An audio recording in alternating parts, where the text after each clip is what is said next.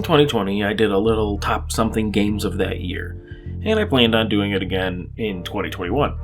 But I realized I typically don't play games in the year that they come out. My schedule of gameplay is so whack.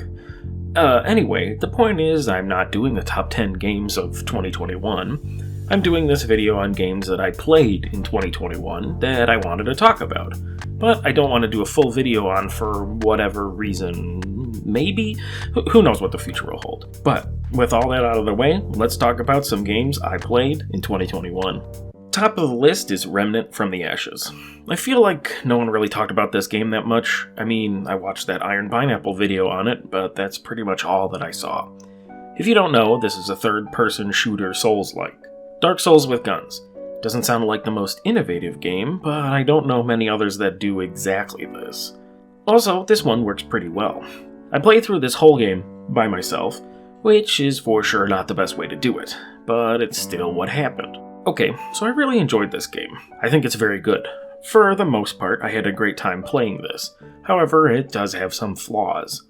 First off, the balance of this game feels like it was targeted at playing in multiplayer. I didn't want to play with random people, but none of my friends were as interested in this game as I was. I didn't feel like the game was too difficult, but at times I sure felt like this game would have been better if I had a friend with me and we could focus on certain roles. I missed having another player during most boss fights when they would spawn in extra enemies. It would have been nice to have someone who could focus on the crowd control.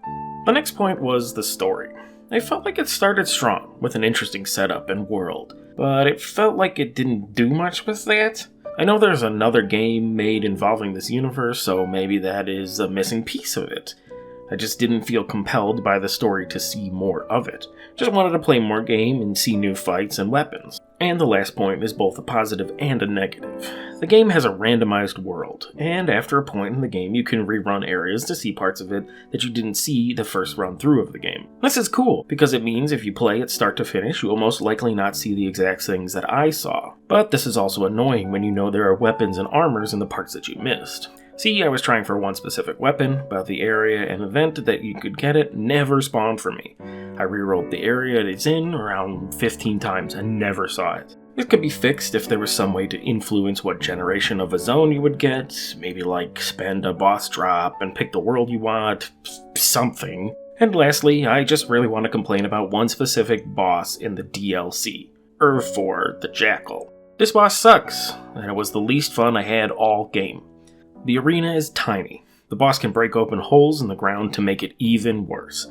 And the boss jumps off the arena and throws things way up in the air while exploding ads spawn in. Oh, and he can freeze you, so you're rolling around an arena with instant kill pits that you might not be seeing because you're trying to dodge the flying ice chunks he throws at you. It's just a mess, and I don't think having a second person there with me would help. All of these complaints to say, I hope this game can get a sequel where they could bring more fun gameplay and improve on some of these issues. I just don't know if it's popular enough for them to have a follow-up. I guess someone else could do this idea. It isn't a bad idea. For now, I can go back and play the roguelike mode, since I just enjoy playing the game. Maybe I can rope a friend into that. This is a really good game, and I had a lot of fun with it. Too bad I think nothing is going to follow it. Next, Howdy Jacob. That's the name of the game. It's a hidden object type of game, but the premise is really powerful. It's basically an FMV game, but with puppets, and you're working with them on what is supposed to be a state-run propaganda children's show. So, I was thinking, wacky, commentary about indoctrinating children, satire, and charm. Well, I feel really bad about this, but I did not like this game. People obviously put care and effort into it, but it doesn't really do anything with the premise, and the cutscenes fall flat. There isn't much wacky charm here. It's dry. I know there's text that goes with the objects you're fighting in each level, but I don't care about that, and I know that's my problem. But I was really hoping for something like Roundabout. That game has hilarious and charming FMV cutscenes. This game is just kind of boring. The hunting for objects can be a little tedious too, as some things are very similar in description, but it isn't that cat you need to click, it's this cat. At least they give you hints to use. I mean, there isn't really much else to say about it, and thinking about how it disappointed me makes me a little sad. So, moving on then. To contrast that last game, we have Milk inside a bag of milk inside a bag of milk. I will admit to not liking the name of this game, but this game is very interesting. I really enjoyed this one. It's so weird in just the best way. So I don't really want to tell you anything about this game because it's a super short visual novel. It has an interesting story and a great atmosphere. I will say there aren't really any jump scares. I was playing this game and leaning back in my chair in anticipation of a jump or something, but it never came. If you like a short story with dreadful atmosphere, just go play it. It'll take you less than 25 minutes, and it's $1, unless you're a person who needs a game to pass a certain amount of time to be of value. Go play this game. It's really good. That's all I have to say about this game, and I'm excited because a sequel just came out. Okay, now is the time for Minorium. This is a pretty simple Metroidvania. It doesn't have a lot of systems and new powers to get. It's only like 7 hours if you do all of the stuff. The story was alright. It won't blow you out of the water, but it isn't bad at all. It was so nice to have a little game like this. It was fun, and it never felt like it wasted my time. If you're looking for a Metroidvania that is fun and won't really stress you much, this is a great game. I really enjoy the art for this game as well. It has such a pretty style. Oh, and if you're into cute battle nuns, you can't go wrong here. I play a lot of Metroidvania games, so listen to me when I tell you that if you like them too, you will enjoy this game. It could use a better fast travel system though. Alright, here comes some things that shouldn't be surprising at all that I played. Starting with BattleTech. Full disclosure, I kickstarted this game a long time ago, but I didn't put it to the level of getting all the DLC, which I think I purchased for myself Christmas of 2020. In 2021, I started over my save and beat the whole thing. Turn-based tactics is one of my favorite genres. I love these as much as I love Metroidvanias. Oh, and it's about mech warriors? Of course I would love this. And I do. It's a fun tactical game, and the campaign has a good story. Too bad it's way more fun to play through Flashpoints, the multi-mission short stories. Don't get me wrong, I love Lady Arano and her whole story that you take part in. It can take a while for you to get to the next mission for a few different reasons. But I really enjoy the BattleTech universe, so getting to play in parts of it and see some legends and story things the Flashpoints show off is great. Now this game does have some flaws. As the game progresses and difficulty increases, lighter mechs lose their value. I would like to see the loadout screen be a bit more customizable. It can be really annoying to get some specific weapons, mechs, or items when you want them, and there are no clan mechs. I know there are more flaws others might dislike, and there may be more from me, but those are my major top complaints. But really, if you like the BattleTech universe, or are willing to play a tactics game in this universe, you probably have already played this. If you haven't, I do recommend this game a lot. But you might want to look at it when it's on sale. Also, there's a big modding scene for this game, so I know I can get some of the things I complained about from that. I didn't explore these much, because I generally like to beat a game without mods before jumping into that when I can, but I got distracted by playing MechWarrior 5 Mercenaries, the next game on my list. As much as I enjoy playing a squad of MechWarriors tactically, I want to shoot things, which this game lets me do. I know MechWarrior Online also lets me do this, and while I like that game quite a bit, I haven't played in so long, and I don't want to have to catch up on the meta and changes and all that kind of stuff that happens in a multiplayer game. Anyway, this game also has flaws, and more of them. When this game first came out, it was a big disappointment, honestly. I grabbed this game again when the most recent DLC came out because they did make some changes and updates to how the game runs and works. Well, that was all for the better, for sure. This game is pretty fun at the current state. Stomping around and blowing up mechs is what I live for. I mean, if you want to blow up AI-controlled mechs and not players online, this is the game for you. I don't really care about the story that much, though. It just did not feel as interesting as BattleTech's story. The extra missions that came in the DLC are more interesting, just like the Flashpoints. I just really enjoy being in the cockpit of a mech and being able to control and stomp around and destroy things. But the flaws I mentioned before, the same flaws as BattleTech and more. The mech bay customization is bad and has lots of limitations. Light mechs aren't great after a certain point because the missions tend to throw a lot of mechs at you. There are many kinds of variants to weapons, so your inventory kinda clogs up, and it can feel annoying to save up money. There are more, but mods can fix so much with this game. I love it. I couldn't deal with this game without mods. So it immediately breaks what I said about mods in BattleTech. If you really want a new single player, well, I guess you can co-op too. But if you want this kind of mech warrior game, this is the game for you. Just probably grab a bunch of mods. Okay, I've been doing these in a rough chronological order of when I played them throughout the year. But now I will drift away from that with Aliens Fireteam Elite. I feel bad for this game, really. I enjoy it so much. It's just such a fun game. It has a cool use of the Aliens license, both in gameplay and story. But there are a lot of games like this lately. Back 4 Blood, World War Z, Deep Rock Galactic, even Outriders to some degree. So, while I enjoy it, most people have moved on or missed it completely. The game is very fun. I had fun every time I was on a mission and shooting all the guns. The progression system for everything feels satisfying, and co-op only makes it better. I was having fun even when I lost missions. Like I said, I feel bad for this game. It's wonderful and just so much fun, but there's a lot of competition, and some of it is amazing. Meaning that when my friend and I get ready to play games, we just jump into DRG. Gotta climb that season ranking. Rockin' Stone! Anyway, Aliens is still being updated. They added a class and a new mission type, along with guns and cosmetics. I know I'll be coming back to this game with all the new updates. I just don't know if I want to drag myself away from DRG enough to bring my co-op buddy with.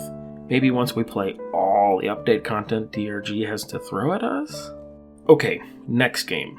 Well, these next ones are my favorites of the year. Let's start with Inscription.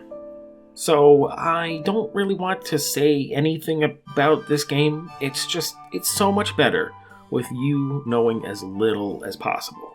This is the pitch. Do you want a horror-themed Slay the Spire with lanes? Then play this game. It's really good and interesting. I never know what to do with the game that I want to tell you is great, but I can't tell you the specifics of the game without spoiling things. It's great though, go check it out. I know I mentioned Outriders earlier. Well, that game did pull me away from DRG for a time. Long enough for me and my co-op buddy to finish the entire game. I know this game was covered with problems, but I really enjoyed it. I bet that having a co-op friend with me the entire time was a large part of that. Honestly, I love to play games by myself, but there are so many that are way better with a friend. Okay, so Outriders. I enjoyed every bit of it. Shooting and using the abilities was very cool, especially when you got to the point of having mods. Trying out builds and the new things was fairly easy in the game, so I changed my playstyle a few times. I like how easy it is to respec your skill tree and change abilities. Very player-friendly moves. Granted, the grinding for items wasn't so player-friendly, and they have since patched that twice. I am looking forward to the DLC that was announced because I enjoyed the story too. I liked how your character is actually a character. Not exactly an amazing one, but this felt like a game where they would have just given you a silent and emotion-free character. The story is grimdark to a comical point. So many things shown to you about how terrible and bloodthirsty the world is that it's just absurd. There were moments that I'm not sure were meant to be played for laughs, but I was laughing. There are some surprisingly touching and human moments in the game. Again, maybe not the most well-crafted, but characters had growth and went through complex feelings in a fairly believable way. I don't want to spoil any of that, but I bet you weren't expecting any of that from Outriders. Just hope that a character isn't clipping through something in the middle of a touching cutscene. So, good game despite its flaws. Also, I have to point out that my friend and I's experience was basically bug and connection issue free. I know people had all sorts of trouble with this, and it's inexcusable. So, if you tried this game and couldn't play and just refunded the game and never thought about it again, I understand that, and you are right. Any game you buy and then cannot play because it doesn't work for whatever reason is garbage.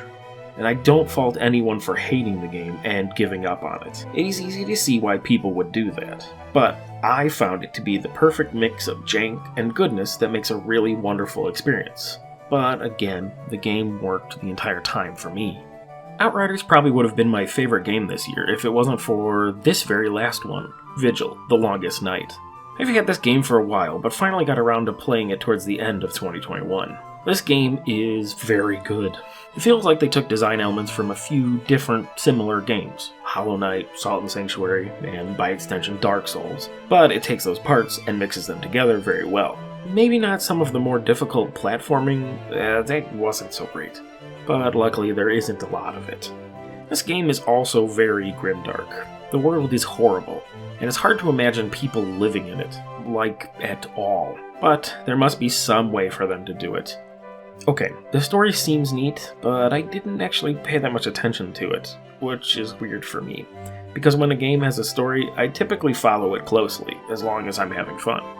I don't know why, I just kinda glanced over the books and lore. I inspected most of them and just mashed through it.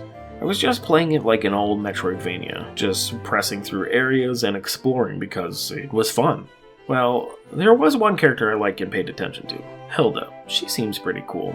I liked her quest. But the point I'm making here is that fighting and exploring was so enjoyable that I didn't care about me missing all the story. I was surprised at how many quests there were in the game. I wasn't expecting so many NPCs asking me to go find things for them. But it was a good excuse to explore areas very thoroughly. I also liked the simplicity of just 3 types of weapons. Didn't have to worry too much about the moves and special things with them. Basically boils down to fast, low damage daggers, slow, high damage axes, and swords as the balance between those two. Oh, and bows, which I kind of forgot about during my playthrough. They do ranged damage. There are more things to do with each weapon type as you unlock parts of each skill tree. At first I wasn't super into the leveling system. You don't just gain more stats, you put points into a skill tree, but it grew on me. The game is also visually dark, as there's no sun, for a story reason I'm not 100% sure about. But they do a good job of letting you see everything, which is a problem I had with Salt and Sanctuary when I went back to play that recently. It feels impossible to see in some parts of that game. Also, magic isn't very fun in that game. But it is in Vigil. Once I found a spell, I was casting constantly. I may have even spell spammed a few bosses to death. Everything in this game is just very satisfying. I'm glad I played it. In contrast to Minorium, if you're looking for a Metroidvania with a lot more going on, and will take you longer to beat, you really should go play this game. It's excellent. Oh, wait. How could I forget? Loop Hero. That came out in 2021. That game is great. The whole idea of the game is super cool, building the world around you as you make loops on the track. I also like how this is tied into the narrative of the game as well. I really enjoy when a game makes a mechanic a piece of the narrative. I feel like games are getting much better about this now, and I love it. I also really enjoy how this is a game I can play while I watch something or listen to a podcast. I can slow it down and pause it whenever I want. The game is fun when you're just trying to make a lot of loops and collect resources, but also when you're trying to push through the story. It's very interesting how building the deck of landscape tiles a certain way can really manipulate the way the world is and lets you spin things in your favor. There is a strategy on how to keep your character alive, from the equipment you wear to the cards you bring and the buildings you build back at your camp. That's the core, trying to manipulate the world in such a way as to make you more powerful and survive. I was also very impressed with the story. I guess roguelikes are growing in that respect. It feels like, in the past, a lot of roguelike games have had a somewhat simple story, and rely on you having fun and wanting to unlock new things to push you forward. But Loop Hero has a very interesting story. I was very surprised about it and how interested I was to learn more. This game is great, and it recently came out on Switch. Seriously, go check it out if you haven't. I wasn't intending to make a top whatever list, but I guess I kind of did with those last few games. I feel weird for almost forgetting to talk about Loop Hero, considering how much time I put into it. I just realized, too, that if I didn't include Loop Hero, this actually would have been 10 games, but now it's 11. Weird. What a weird year for the flow of time. Yeah, played a bunch more games this year, but these are the ones I really wanted to talk about. I'm annoyed that I wasn't able to put out more videos in 2021, especially towards the end. I had a lot going on. The last thing I wanted to talk about was I made an analysis video on Stars Die, which I'm very proud of. I would like to do more things like that in the future, but who knows? I also consider myself the most preeminent scholar on Stars Die now, so that's pretty cool. If you haven't seen that video, maybe go watch it. I hope you enjoyed this video. Look forward to more from me, eventually. This one took extra long to come out, and I actually intended it to come out before 2021 was over, but I got sick and couldn't do stuff with my voice very well. So, that was fun. Anyway, I promise I will put out more videos, but I won't make any promises about the time frame, as I always feel I miss those kinds of deadlines.